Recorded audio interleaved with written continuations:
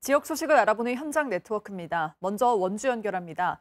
이예린 아나운서, 코로나19로 원주 시내버스 운행에 어려움이 커지고 있다고요? 네, 그렇습니다. 코로나 사태가 장기화되면서 원주 시내버스 업계가 줄도산 위기를 호소하고 있습니다. 휴업과 감차 운행을 해도 적자가 눈덩이처럼 불어나고 있다며 특단의 재정 지원 없이는 버스 운행이 어렵다는 입장입니다. 강탁균 기자입니다.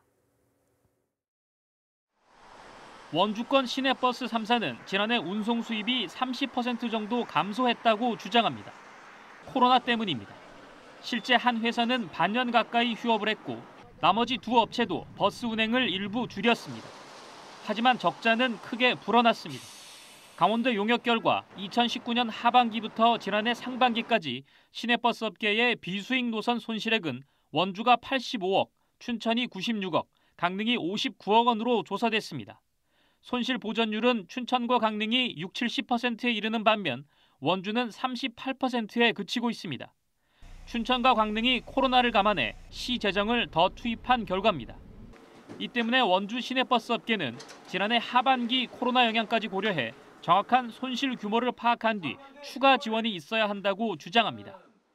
자그마한 회사가 20억 적자를 또 안고 또 사업을 계속하려면 이게 되겠습니까? 안 되죠. 그래서 원주 시내버스에서 3개사는 이대로 놔두면 줄도산이 된다. 원주시는 예산 범위 내에서 최대한 재정 지원을 했다는 입장입니다. 또 지난해에는 통상적인 손실보전금 지원 이외에도 코로나 지원금 7억 원을 추가로 지급했다고 밝혔습니다. 7억 원 정도 규모로 해서 코로나 긴급 지원을 해드렸고요. 운수회사분들이 좀 더 운영하시는 데 어려움이 없도록 저희도 최대한 노력을 기울여드리겠습니다. 시내버스는 서민의 발이라고 불리는 가장 기본적인 대중교통수단이어서 경영난으로 인한 불편과 피해는 시민들에게 돌아갈 수밖에 없습니다. KBS 뉴스 강탁균입니다. 평창군이 올해 사업비 3억여 원을 들여 중소기업 육성 융자금 2차 보전 사업을 벌입니다. 지원 대상은 지역의 제조업과 숙박업 등 7개 업종을 운영하는 법인이나 개인 사업자입니다.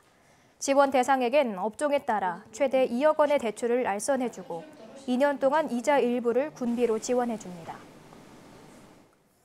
횡성군이 올해부터 2023년까지 20여억 원을 들여 주차장 90면을 신설하고 체육시설을 갖춘 공원을 조성하는 등 원주공항 일대 환경 개선과 주민소득 연계 사업을 벌입니다.